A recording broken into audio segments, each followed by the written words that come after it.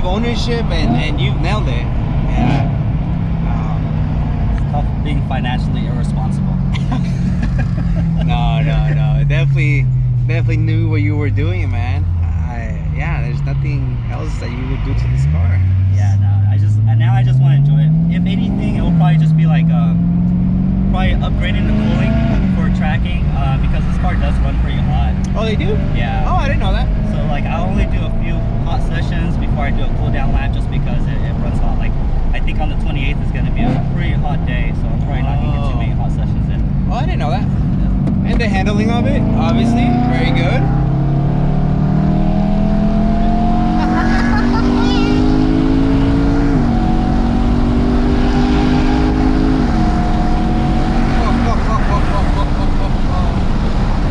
Yes. M3 for the win, for sure. Damn.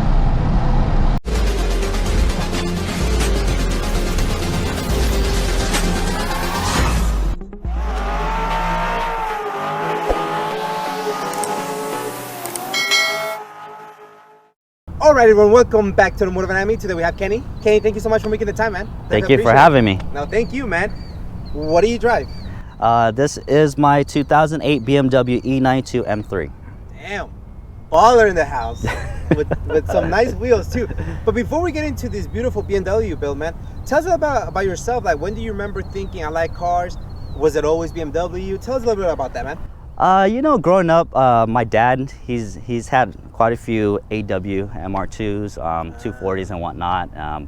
My uncles have Preludes and whatnot, so those are always like, I would always want to wash them, you know. I was always into cars, and back in, I think middle school is when I was really into them.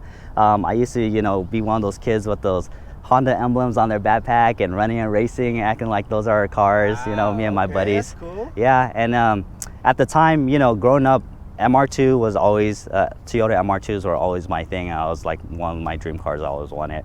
So I was actually a Toyota kid for a long time, actually till I was an adult, actually, just till recently. I've always been a Toyota guy. But yeah, I mean, so pretty much from my cousins growing up, they were all into car scenes, they were into car shows. I would go to car shows with them, you know, hot import nights and things like that with them growing up. Yeah. Cool. Yeah, before I even could drive, and their cars were in the show, so I was hanging out with them during those times. So yeah, it's just, I guess, from my families and friends. My dad had a 91 MR2 non-turbo. I turned 15 and a half. I got my permit. He was at my cousin's shop, and some guy saw his car outside, and I was like, hey, I have one, a 92 turbo that's not running, but I would like to sell it if you want to check it out. So we ended up going to check it out. It was a blown motor. We got, my dad was, you know, he was already into MR2, so he was like, well, let's buy this one and build it, and then, you know, it could be like your first car for your 16th. And that was it. And we rebuilt the motor, and that was my first car, and I had it pretty much throughout high school. How did we end up in the German world? So, you know, everyone wanted an M3, right? When you're in high school, it's like those M3s are one of those cars that are on the bucket list that we couldn't afford at the time, right? Especially being in high school and, you know, having only one car, it has to be your daily driver. So it wouldn't, everybody's, I would say, scared to get into a BMW because of their non-reliability of what everyone says. Expensive to maintain. Yeah. Expensive to maintain, being in high school, not having a real job and whatnot. So that was kind of always, you know, at a far reach for me. So it was something that I couldn't get into, but I always wanted to get into. So later in the future, of course, when, you know, I've got done with school and went to got a decent job and whatnot, and I could afford it, and I had a daily driver, I was able to get into one. My first BMW actually was a 135i and 54. Oh, the little ones. Yeah, the little ones. Gotcha. The little ones. They're cool. 6-speed. Yeah. Yeah, No, I actually enjoyed it a lot. You know, they're really fast. Right out of the box, they're fast. They're fast cars. But of course, N54 has a reliability issue, and that was always, you know, a fear in the back of my head. I'm gonna drive, you know, and then I'm gonna end up on the side of the road, and I'm gonna have to call AAA for it, right? So that was one of the things. And then I enjoyed that for a little bit. I sold it, got back into the MR2. That's the right-hand drive MR2 that I got into. It came up, you know, somebody was selling it, and I always wanted to, you know, who doesn't want own a right-hand drive car initially. Yeah. So I got into that, built that, enjoyed it for a little bit, threw a rod in there, and then I ended up picking up a 2011 E92 M3. Oh wow, okay. Yeah, and that was my first M3, and I built that and absolutely loved that car. And like I fell in love with that car. Something was special about that car. When I drove it, it felt special. And although I went through so many MR2s, this car felt special to me, and I really enjoyed it.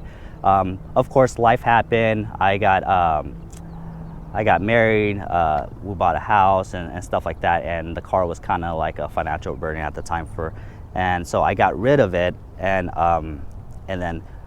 but once I was able to, you know, get settled in here, we bought a new house, the wedding, everything, kids, we're all settled in, right? So the adult life settled in, and I was able to get into another M3.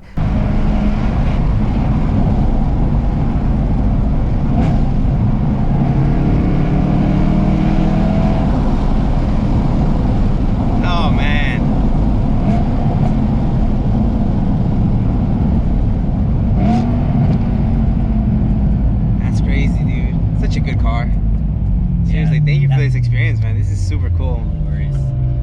Thank you for coming out. I mean, see, like this is like these downshifts are the reason why I wanted DCT. Like, when was the first time you heard about this car, or that you got to experience this car? Actually, my cousin has E92 M3, and this is DCT. I always loved the way they look. You know, it was just like this. You can definitely tell the difference between this and a regular 3 Series because how wide and how buff it looks.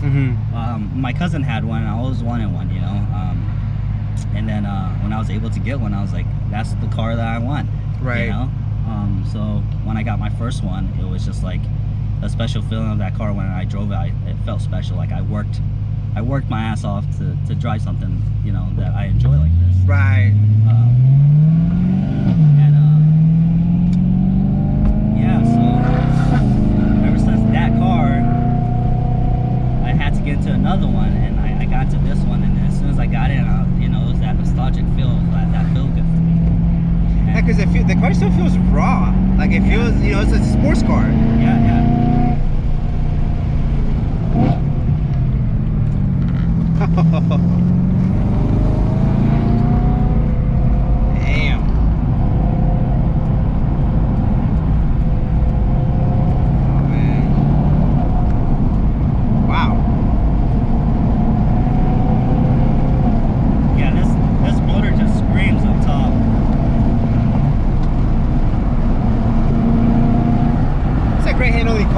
Like, you know, heavy it is and things like that, you know. Yeah, I mean, just out of the box BC racing coilovers, I mean, it's more enough for me, especially, you know, doing a lot of street driving too.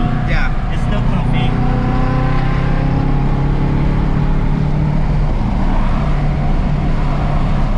But of course, like, this is I guess in the BMW, it's a budget build, and I'm okay with that because it still makes me happy. Yeah. You know, everybody, you know, people run JRZs, they run Olins, they run all these fancy coilovers, and I'm sure they're great coilovers, but for me, this is more than enough for me. Right. You know, and I feel it right now. Yeah, and I feel it. Yeah, it's like it's not bumpy. It's super smooth, and the car slams. I mean, it's not even like it's great.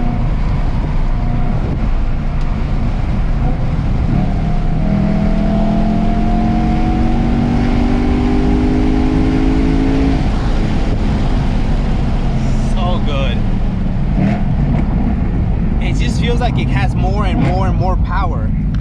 Yep, see that? Gotta turn this down. Let's go ahead and close that valve. You know, when I was on my search, the E90s, the price had definitely skyrocketed because of the production numbers made. They're a lot more rare than the coupes, and the prices were definitely up there. I didn't find any colors that I liked. You know, I had a black E92 M3. I definitely didn't want another black car. Didn't want a white car. Just never been a fan of it, or silver. When I was shopping, I actually, my cousin was like, hey, my mechanic is selling an E90, a white E90 and an E92 M3. And then I was like, well, send me the link and then let me check it out. And then one of it was this one. It was a blue one. And then this Interlagos blue like just caught my eye. And I just couldn't get I couldn't let go of the color, and the color was a big factor to me, right?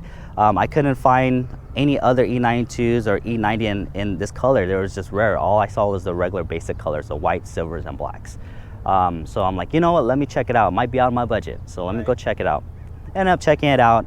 I had one of my buddies who do car inspection. He went out and checked it out, and he was like, it's a solid car. I drove it. I gave it the beans, and that thing is solid. So the homie check. Yeah. So I ended up talking to him, going back and forth, and then we ended up making the deal. And it was bone stock when I got it, and so I ended up picking it up, and and I've been pretty satisfied with my decision. I'm pretty happy with this car. I absolutely love the color. I love everything about it, and I'm glad to be back in another M3. So the front end, I do have a Palm Performance GT4 lip, PS Design corners. Shout out to Clinton in Washington. I actually hit him up about his, and he was like, hey, I have an extra set. Do you want it? And he just sent it to me for free. Oh, no way. Yeah, That's shout awesome. out to him. I have a Euro front end. Pretty much gets rid of the side reflectors and pretty much the toe strap, and that's pretty much it, or the black grille, and that's it as far as the front end goes. And then what kind of suspension are you on? Just basic BC Racing coilovers out of the box. Yeah, nothing special as far as the coilovers go. Okay. And any other suspension pieces? No, that's it. That's it. Wow. And then obviously the finisher on this car, the wheels, man. Wow, what kind of wheels and what are the specs? These are Volks T37 SL with OG stickers, 18 by 10.5 plus 20 offset with Nankang CR1s, 275 35 18 all around square. Nailed it. Yes. Nailed Thank it. I mean, it doesn't get better than this. Just seeing a cruise, has a little bit of camber up front. It just looks super aggressive. No rubbing on hard turns or anything like that? No, only on full lock on the inside just because it's wide. But yeah, other than that, no, I'm running -3.5 camber in the front, -2 in the rear, which pretty much just clears it. Awesome. Yeah. Man, people are taking notes right now. They're taking notes, I'll tell you that. And then the rear, what do you got going on? The rear, pretty much bone stock as far as bumper and things go. We did update the tail lights, the LCI tail lights. Those are the newer years. That is a factory M Performance carbon wing, and then that is the bigger spoiler is the M245 or M235 IR wing, and that's from foreign auto imports or foreign Euro imports. And you're barely gonna go and test it out to see how it feels, right, for the first time? Yeah, I mean, it's more aesthetics for me. Oh, okay. I know people run the bigger wings for the downforce. I just don't have enough seat time to actually measure it. Mm-hmm. So for me, I just like the aesthetics. Gotcha. Beautiful, beautiful. And have you updated anything with the brakes? The brakes, no, the brakes are actually stock. The fronts, I'm running the Brembo retro kits from Signature Works. Mm-hmm. It's pretty much a bolt-on kit that goes onto the stock rotors. So the Brembo it's I believe is a retro from a Volkswagen or something. Yeah. Oh, okay. Interesting. Yeah. So I'm just running the their front big brake kit with Molto brake fluids as well as their stainless steel kit. Awesome. Yeah. Okay. Exhaust? Exhaust. The rear end is a frequency intelligence valve exhaust. It's actually on a pretty stiff setting because I haven't changed it since my last track day. So it's a little bit stiff. Where did you go to track it last? I went to Streets of Willow. Okay, so is that well, I mean, it's the closest one to us, but... Yeah, definitely. I don't have to drive out too far. It's only a few hours away. I think I've been there on the 28th will be my third time. It'll be my second time with this car. I went the first time with my black E92. Oh, nice. Oof. Yeah, those blips are my favorite. Blips on the downshift are probably my favorite on this car.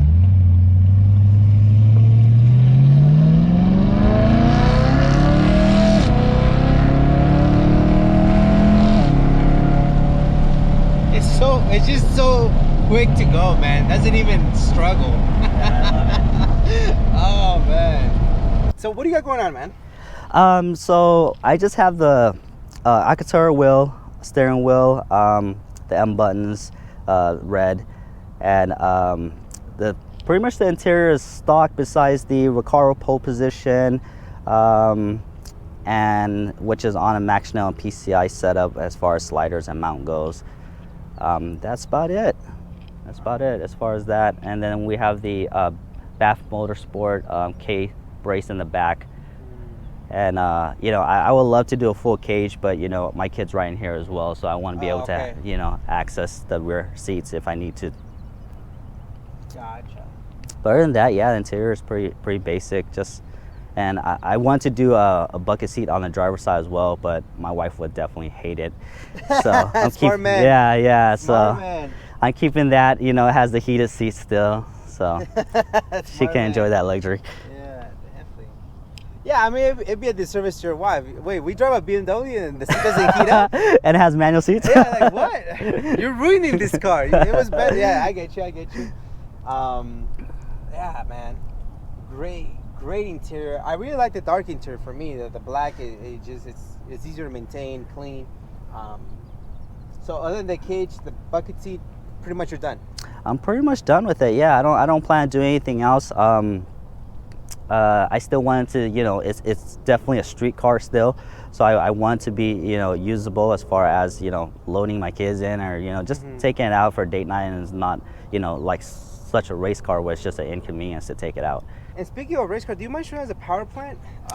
Yeah. Very unique that you ended up going with a K swap. What?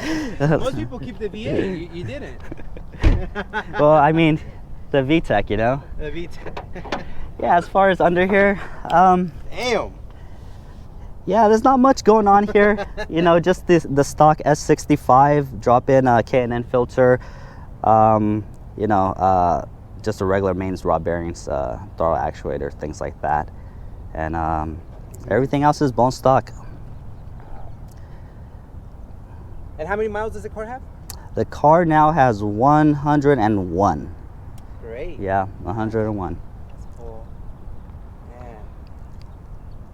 So crazy that they decided to put this big old power plant in this car. It's cool. I like it. I absolutely love this motor. It screams up top. And what's it called? The downshifts. Oh yeah. Especially in this transmission. The DCT, the downshift blips, man. I can't get over that. I love it. Now, were you originally looking for a DCT? This is a DCT. My last one was, so my first M3 was a DCT as well. And I was, you know, I always wanted a manual as well, but after I drove a DCT, I just fell in love with it, and I was like, the next one I'm getting is gonna be another DCT. Yeah. And it's just convenient, you know. If you're in traffic, you know, you don't have to worry about clutching and shifting, and it's nice. Especially even on the track, it feels nice where I don't have to worry about clutching, downshifting, hill towing, things like that. You're really pushing yourself a lot more. Because yeah. You have to worry about less things now. Right. You can worry about driving more. Yeah. Yeah. No, I definitely love it. I wouldn't get a 6-speed. That's just me personally. I know people are, you know, save the manuals. But as far as with this car, I love the DCT on it. All right, Kenny, thank you so much, man, for making the time for us. Definitely cool build. Thank you. I don't do anything else to it, man. That's it. It's done. Please. You nailed it. Perfect formula. You perfected the perfect car, which is kind of crazy. But any shout-outs, man? Thank you. Man, just tomorrow will be a year with owning this car when I got it. So, and only 1 year? Yeah, and I actually got it on Mother's Day. So shout out to my wife for going out there on Mother's Day, helping me pick up this car. Yeah, yes. You know, and her supporting me throughout this whole build, as far as me building it, you know, within the time frames, you know, and just supporting me and let me do what I love. So thank you, Valerie. I love you. Thank you. But other than that, no, I mean. Shout out to Nick at EAS. He's been a big help as far as building his car as well and helping me with this. He's actually who I bought the car from, and I'm still in touch with him. He helps me a lot with the car still. But other than that, no, man, shout out to you. Thank you for doing what you do, and thanks for driving out. You have some sick builds on your channel, so you know, I'm definitely humbled that you're out here checking out my car. Nah, thank you, man. It's a beautiful car, and I really appreciate you making the time for us. And I really hope you don't, for tomorrow's Mother's Day, you decide to go buy something for yourself. Come on, my guy. I think we're good this year. I think we're good this year. We'll see.